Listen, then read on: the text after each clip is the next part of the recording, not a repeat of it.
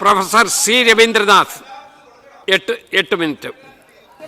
6 minute അധികം എടുത്തു. 6 minute. Sir,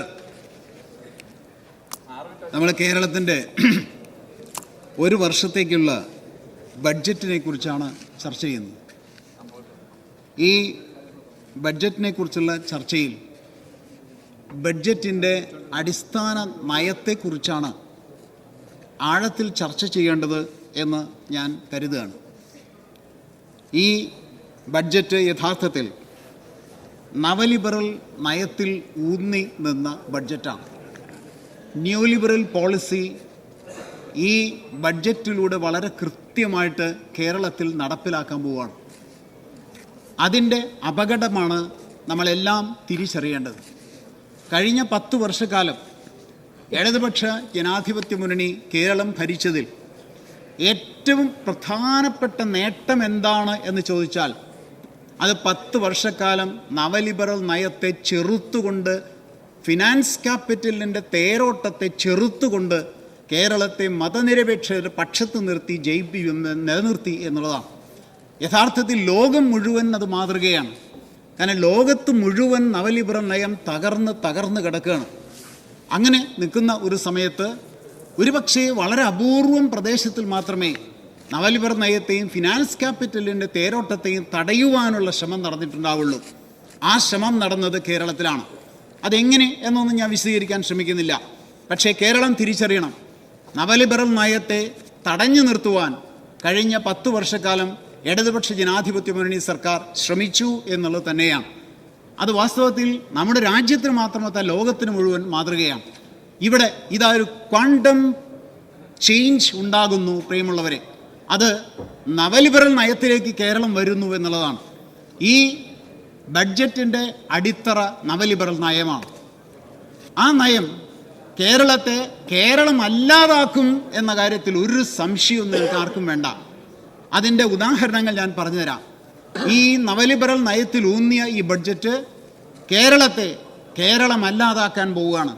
കേരളത്തെ നവലിബറൽ യുക്തിയിലേക്ക് നയിക്കുകയാണ് എന്ന് പറഞ്ഞതിൻ്റെ അർത്ഥം, ഈ നവലിബറൽ യുക്തിയെ മുതലാളിത്ത ലോകം തന്നെ തള്ളിക്കളഞ്ഞിരിക്കുന്നു എന്ന് ബഹുമാനപ്പെട്ട മുഖ്യമന്ത്രി ഈ ബഡ്ജറ്റ് തയ്യാറാക്കിയവർ അറിഞ്ഞിട്ടുണ്ടോ എന്നറിയില്ല. മുതലാളിത്ത ലോകം തന്നെ തള്ളിക്കളഞ്ഞിരിക്കുകയാണ്. മുതലാളിത്ത പുനർനിർമ്മാണത്തിന് വേണ്ടിയാണ് 70കളിൽ നവലിബറൽ നയം കൊണ്ടുവന്നത്. ആ നവലിബറൽ നയം ലോകം തള്ളിക്കളഞ്ഞിരിക്കുന്നു, മുതലാളിത്തം തള്ളിക്കളഞ്ഞിരിക്കുന്നു. ഇവിടെ ബഹുമാനപ്പെട്ട മുഖ്യമന്ത്രി അത് കേരളത്തിൻ്റെ ബഡ്ജറ്റിൻ്റെ നയമാക്കി കൊണ്ടുവന്നിരിക്കുന്നു. ഈ അപകടം നമ്മൾ തിരിച്ചറിയണം. ഞങ്ങളുടെ ഈ ശബ്ദം കേരളം കേൾക്കണം. വരാൻ പോകുന്ന അപകടം ഇന്നേ തന്നെ മനസ്സിലാക്കണം. ജോസഫ് സ്റ്റിഗ്ലിറ്റ്സ് എന്ന ഒരു വലിയ സാമ്പത്തിക ശാസ്ത്രജ്ഞനുണ്ട്. അദ്ദേഹം നവലിബറൽ നയങ്ങളുടെ വക്താവും പ്രയോക്താവുമായിരുന്നു. ആ ജോസഫ് സ്റ്റിഗ്ലിറ്റ്സ് ഒരു പുസ്തകം എഴുതിയിട്ടുണ്ട്. ഈ ബഡ്ജറ്റ് തയ്യാറാക്കിയവർ ആ പുസ്തകം ഒന്ന് വായിക്കണേ എന്ന വിനീതമായ അഭ്യർത്ഥനയുണ്ട്. ആ പുസ്തകത്തിൻ്റെ പേര് ദ റോഡ് ടു ഫ്രീഡം എന്നുള്ളതാണ്. The road to freedom. ഓരോ പേജും വായിച്ച ഒരാളാണ് ഞാൻ. ആ പുസ്തകത്തിൽ വളരെ കൃത്യമായി സ്റ്റിഗ്ലിറ്റ്സ് പറഞ്ഞിരിക്കുന്നു, ഇനി ന്യൂ ലിബറൽ പോളിസിയിലൂടെ ഒരു സമ്പദ് വ്യവസ്ഥയ്ക്ക് മുന്നോട്ട് പോകാൻ കഴിയുകയില്ല, ഒരു സമ്പദ് വ്യവസ്ഥ മുന്നോട്ട് പോകാൻ കഴിയില്ല. അത്ര കൊണ്ട് അപകടകരമായ അവസ്ഥയിൽ മുതലാളിത്തം വന്നുപെട്ടിരിക്കുകയാണ്. ആ നയമാണ് പ്രിയമുള്ളവരെ ഇവിടെ കേരളത്തിൽ ഈ ബഡ്ജറ്റിലൂടെ നടപ്പിലാക്കാൻ പോകുന്നത് എന്ന് നമ്മൾ മനസ്സിലാക്കണം. അതിൻ്റെ അപകടം നമ്മൾ മനസ്സിലാക്കണം. അങ്ങനെയുള്ള ആ ലോകം തള്ളിക്കളഞ്ഞ ആ ന്യൂ ലിബറൽ പോളിസി പുതിയ ഒരു തരത്തിൽ ലോകത്ത് കൊണ്ടുവരുവാൻ സാമ്രാജ്യത്വം ശ്രമിച്ചുകൊണ്ടിരിക്കുകയാണ്. അതിനെയാണ് നോളജ് ഇക്കോണമി എന്ന് പറയുന്നത്. ഫിനാൻസ് ക്യാപിറ്റലിന് പകരം നോളജ് ക്യാപിറ്റൽ എന്നുള്ള ഒരു സാഹചര്യത്തിലേക്ക് ലോകം വന്നുകൊണ്ടിരിക്കുകയാണ്. അതിനെക്കുറിച്ച് വിശദീകരിക്കേണ്ട കാര്യമില്ല. പക്ഷേ ഇവിടെ ന്യൂ ലിബറൽ പോളിസിയെ ലോകം തള്ളിക്കളഞ്ഞിട്ടുണ്ട്. ഔട്ട്ഡേറ്റഡ് ആണ് ബഹുമാനപ്പെട്ട മുഖ്യമന്ത്രിയുടെ ഈ ബഡ്ജറ്റിൻ്റെ പിന്നിലുള്ള നയം എന്ന് എനിക്ക് സമയമില്ല, ഇത് കഴിഞ്ഞിട്ടാവാം. അപ്പോൾ അതുകൊണ്ട് പറഞ്ഞോളൂ. സർ, കഴിഞ്ഞ ഗവൺമെന്റിന്റെ സമയത്ത് അവിടെയുള്ള ആളുകൾ സ്ഥിരമായി പറഞ്ഞുകൊണ്ടിരുന്നൊരു കാര്യമാണ് ഈ നോളജ് ഇക്കോണമിയാണ് കേരളത്തിൽ കൊണ്ടുവരാൻ പോകുന്നതെന്ന്. അഭിമാനത്തോടു കൂടിയാണ് കഴിഞ്ഞ ഗവൺമെന്റ് അത് നയമായിട്ട് അവതരിപ്പിച്ചിരുന്നത്. ഇത്ര പെട്ടെന്ന് നോളജ് ഇക്കോണമി എന്ന് പറയുന്ന വാക്ക് നിങ്ങൾക്ക് ചതുർത്ഥിയായി മാറിയോ? അത് ഞാൻ പറഞ്ഞില്ലല്ലോ. അത് ഞാൻ പറയണത് ശ്രദ്ധിക്കാത്തതുകൊണ്ടാ. ലോകം ഞാൻ പറഞ്ഞ് ശ്രദ്ധിക്കാത്തതുകൊണ്ട് അങ്ങ് ശ്രദ്ധിക്കാത്തതുകൊണ്ടാ. ലോകം, ഞാൻ ഇവിടെ സമയം തരാന്ന് വെച്ചാൽ മണിക്കൂറുകൾ പറയാം.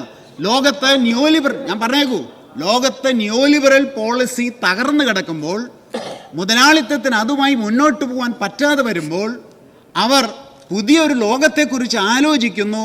അത് നോളജ് ഇക്കോണമിയാണ് എന്നുമ്പോൾ ആ നോളജ് ഇക്കോണമിയിൽ ഞാൻ പറയണ കേൾക്കൂ, നോളജ് ക്യാപിറ്റലാണ് അവിടെ ചൂഷണത്തിന് ഉപയോഗിക്കുന്നത്. കേൾക്കുണ്ടോ? നോളജ് ക്യാപിറ്റലാണ് ചൂഷണം. പക്ഷേ കേരളത്തിൽ ഇടതുപക്ഷ ജനാധിപത്യ മുന്നണി നവകേരള എന്ന സങ്കല്പത്തിലൂടെ ഇവിടെ വളർത്താൻ ഉദ്ദേശിച്ചത് ജ്ഞാനകേരളം, നവകേരളത്തിൻ്റെ ജ്ഞാനസമൂഹമാണ്. ജ്ഞാനസമൂഹം എന്ന് പറയുന്നത് അറിവിൻ്റെ സാർവത്രികവൽക്കരണമാണ്.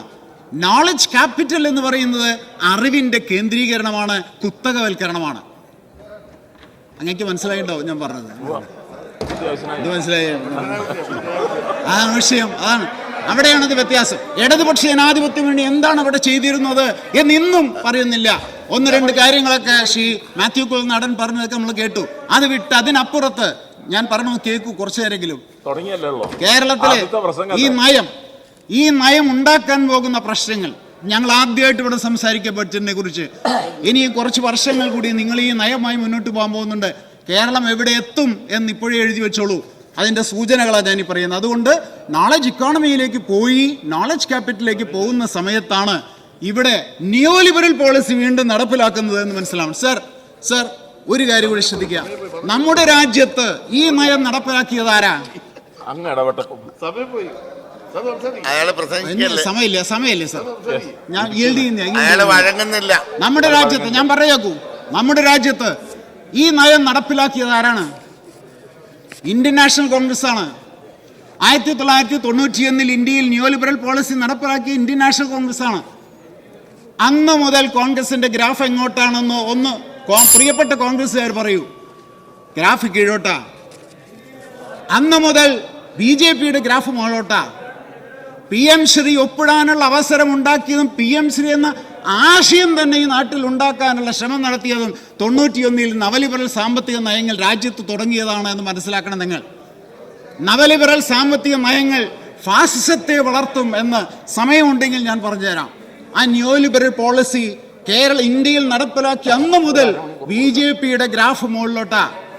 നിങ്ങൾ ഇന്ന് നവലിബറൽ സാമ്പത്തിക നയത്തെ എതിർത്താൽ മാത്രമേ BJPയെ മറിച്ച് അവിടെ കേന്ദ്രത്തിൽ അധികാരത്തിൽ വരാൻ കഴിയുകയുള്ളൂ. ഒരു സംശയവും ആർക്കും വേണ്ട. സർ ഞാൻ പറയുന്നത് കേൾക്കൂ. ഒരു അക്കാഡമിക് കാര്യമാണ് പറയണത്, അത് കേട്ടൂടെ?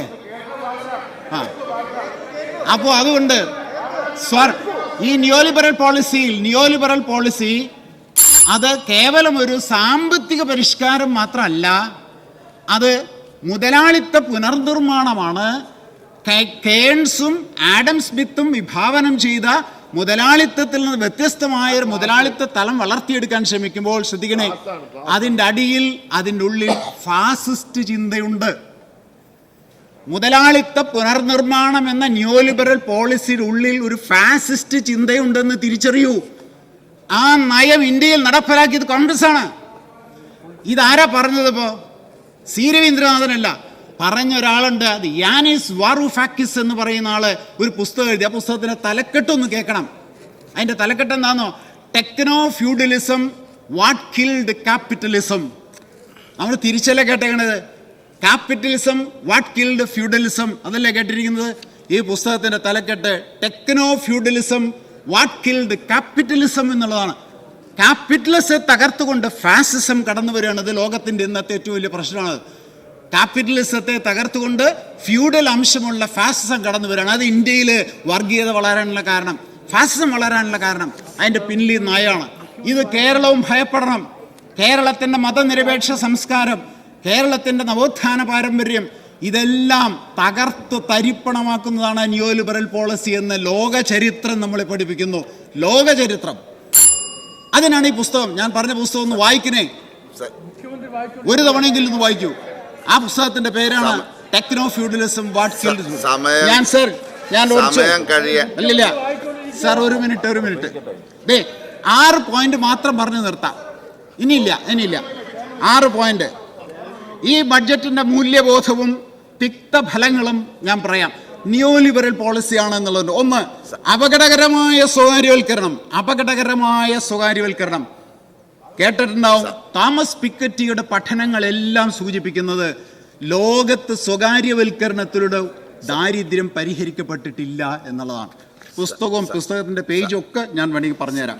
അതുപോലെ സർ, മറ്റൊരു പുസ്തകം ബഹുമാനപ്പെട്ട മുഖ്യമന്ത്രിയും ഈ ബഡ്ജറ്റ് തയ്യാറാക്കിയവരും അവശ്യം വായിച്ചിരിക്കേണ്ട പുസ്തകമാണ് ജോസഫ് സ്റ്റിഗ്ലിറ്റ്സിന്റെ പുസ്തകത്തിന്റെ പേര് ദ ഗ്രേറ്റ് ഡിവൈഡ്. ഒന്ന് കേൾക്കണേ, ദ ഗ്രേറ്റ് ഡിവൈഡ്. ലോകത്തെക്കുറിച്ച് സ്റ്റിഗ്ലിറ്റ്സ് പറയും ദ ഗ്രേറ്റ് ഡിവൈഡ്. ലോകത്ത് വലിയ അസമത്വം വരികയാണ്, കാരണം ന്യൂ ലിബറൽ പോളിസിയാണ്. ആ പോളിസി ഇവിടെ വരും. അതാണ് കേരളത്തിൽ നടക്കാൻ പോകുന്നത്. കേരളത്തിന്റെ അസമത്വം വർദ്ധിക്കും, ദാരിദ്ര്യം വർദ്ധിക്കും, കേരളത്തിലെ പ്രശ്നങ്ങൾ. ഒന്ന്. രണ്ട്, സ്വകാര്യവൽക്കരണത്തോട് ചേർന്ന ഭൂപരിഷ്കരണം. ഒന്ന് ചേർത്ത് നോക്കൂ. സ്വകാര്യവൽക്കരണത്തോട് ചേർന്ന ഭൂപരിഷ്കരണം. 57 ഭൂപരിഷ്കരണം അല്ലാതെ സ്വകാര്യവൽക്കരണത്തോട് ചേർന്ന ഭൂപരിഷ്കരണം ഫ്യൂഡൽ യുക്തിയിലേക്ക് കേരളത്തെ കൊണ്ടുപോകലാണ്.